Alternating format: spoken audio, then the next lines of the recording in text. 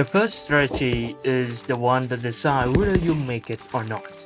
That is applying the knowledge that you've gained in this video. So many people are drowning themselves in self-improvement content, but they don't improve at all. Those videos make them feel they're getting better, but in fact they're not. And this is called fake effort. Another common trap is thinking that you need to learn more before you can start.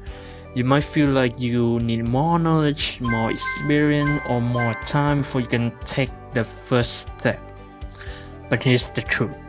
You've already learned enough to get started.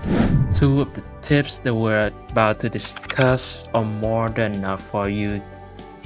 Stop waiting for the perfect moment, the perfect plan, or the perfect mindset.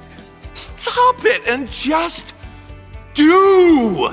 Use the tips from this video as your foundation and begin building your habits today, because you don't want to be the spectator of your own life. You want to be the ones who making things happen. So the next tip is directly related to this. Just do it! Second, knowing that it's difficult at the beginning, but it will eventually get easier every time. Almost everything in life is hard at first because you haven't built a habit yet, and you have no experience with the task. Every single step feels like a struggle, but remember, this is totally normal.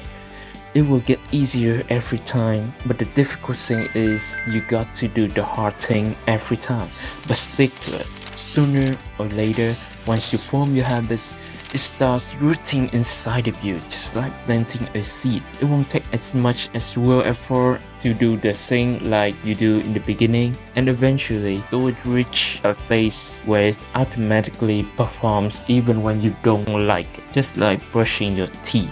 More than that, the more you do it, the more experience you gain, the more your brain can change. It's called neuroplasticity, and it also clears the ambiguity or the uncertainty feeling that you have when you first start a project. And remember, each time you practice, you are reinforcing the habit and you're making it stronger. Over time, what once felt like a daunting task will become second nature.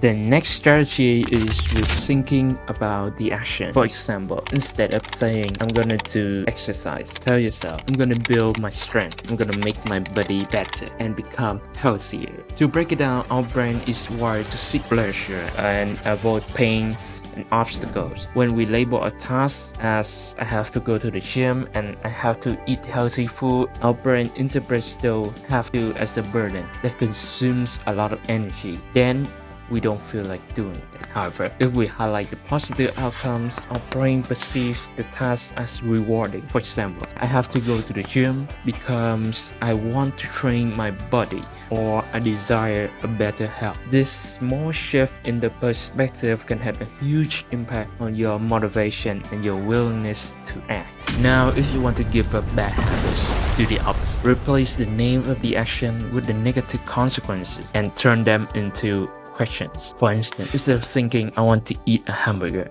ask yourself, do I want to eat something with a calorie equals to 3 cows? No, just kidding, but exaggeration helps, right? Or do I want to make my shape worse? Or do I want to increase my longevity? Say to yourself, feel the harmful effect of these habits every time the habit comes up in your head, even when you perform bad habits anyway. You repeat this long enough, and then your mind will start linking the beautiful habit that you are doing and avoid bad habits. The solution is very easy to apply, much easier than completely removing your bad habit. But you need to perform this for a couple of times to see the real effect. The third principle is attaching the habit that you want to build to a reward that you desire. This is a powerful technique to boost your motivation and make the habit stick. For example, if you love playing the video games, but you need to do your homework. Turn the desire to play video games into a reward for completing your homework. This approach is based on the principles discussed in the book Atomic Habits by James Clear. This will insanely keep you ready for doing the new habit to achieve the reward. So next time, if you want to watch Netflix and have a great body, view those movies as a reward for the exercise you just had. This will make your push-ups even more satisfying. However, you don't want to make the reward contradicts to the habits that you're trying to build. For example, if you want to have a good physique, you should reward yourself with healthy meal instead of junk food. We have covered some powerful strategies for today for building good habits. Knowledge alone isn't enough. You need to take actions. Don't get stuck in the cycle of consuming self-improvement content. Start small. Pick 1 or 2 strategies and apply them consistently.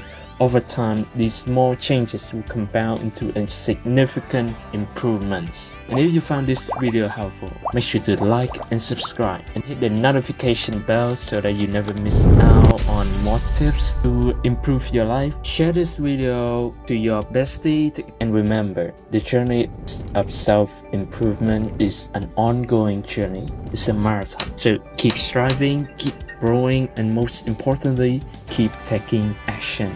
Thank you for watching, and I'll see you in the next video.